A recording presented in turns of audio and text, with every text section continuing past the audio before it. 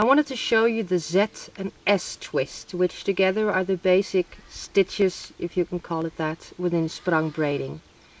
The Z twist is called like that for a reason. I'll first show you how it's done.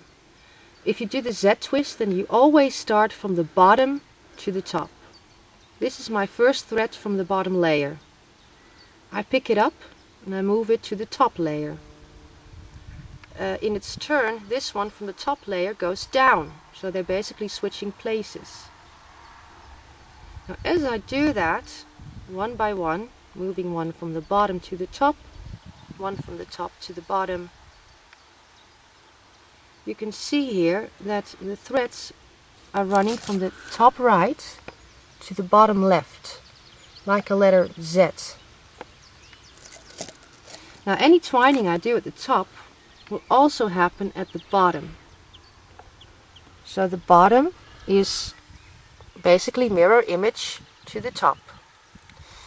Now to separate these two layers, I put in this safety thread, so I can take my hands out of my work without losing the difference. Okay, now if I keep on doing this over and over again, I would just turn these two threads around one another, but I want it to grab hold of its neighbor every now and then. You do that by doing the next row, not by picking up one from the bottom layer, but two from the bottom layer.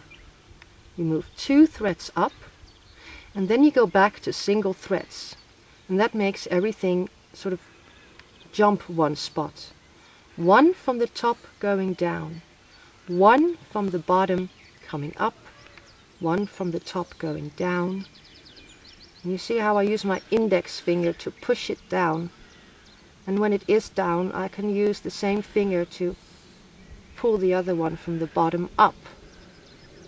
Now because I started with two, I also end with two from the top going to the bottom. So you started with two from the bottom going up, yes, and you end with two from the top going down. Yes. Now these have become the new top layer, so I pull out my safety thread and I put it back in. Don't forget to push down the twining towards the bottom as well, because again what happens at the top also happens at the bottom. Now the second row, or the third row actually, I go back to a single thread from the bottom to the top. Now all the threads go back to their original position. One by one I move one from the bottom layer up and from the top layer down. And now because I began with a single thread, it also ends with a single thread. And that's how you do the Z twist. Again, I take out my safety line, push down the twining to the bottom, and put the safety line back in. There you go. That's the Z twist. Now you may wonder how you do the S twist. It's the exact same thing, only we now don't start from the bottom moving up, but we start from the top moving down. The last row I did was a single thread, so I now have to do a row with two threads.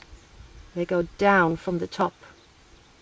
One from the bottom going up, one from the top going down, one going up, one going down, one going up, one going down. I started with two, so I end with two.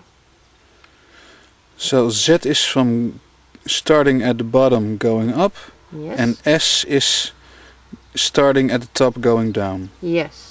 And every time when you started with one, the next row is with two, and vice versa. Yes. Now you got to be careful, because the next row I need to start with one, but this one kind of wants to hide behind this. So you got to be careful. You grab the good one. See, it wants to go hide behind the other threads. We're moving from the top to the bottom now, because we're doing the S twist. And this one takes its place and goes up. That one goes down. One goes up. And you can already tell that the threads within the braiding are now going in the opposite direction. You see they're going like that, like the letter S. Can you pull it out for me? Not that one, but... Hold on. I've pushed it down to the bottom, put the safety line back in. And you see that they are now moving like that. Like a letter S goes from the top left to the bottom right. You can also see that it wants to turn here. It wants to twist because you are constantly turning the threads, twining them in the same direction. And by switching from Z to S twist, you sort of counteract on that. The Z twist wants to go that way, and the S twist wants to go that way. So most of the time we switch from Z to S every so many rows. I'll do another S, 2 going down, 1 going up. Going back to single threads. Only the last one will be 2, because I started with 2. Again, you pull out your safety thread, put it back in. And again, that's just so I can take my hands out and take a break and still know the difference between the top and bottom layer. It also helps that when I make a mistake, I can always go back to the previous row because I got that safety line still there. Finishing with a row of 1. And that was the S twist. Push your twining down, safety thread back in. We can go back to a Z twist if we want, by simply going from the bottom to the top again as we started. And you can see the same thing happening, that this first thread, it's now not hiding behind everything, but it sort of moves in front of everything.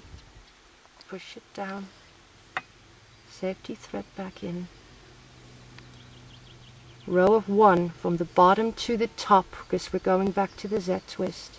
That one goes down, this one goes up. Now if you accidentally pick up not this thread, but let's say that one, it will show as a little mistake, and that mistake will show both at the top and in the bottom, because again it's all mirror image. Of course I don't want to make mistakes, so I'm going to double back here and do it the right way. That's the thread I needed to pick up. That one goes down. This is not the last, that one is the last. This one goes up, that one goes down, the last one goes up, and the last one goes down. And so on. Yeah. That's the Z and S twist. Good luck.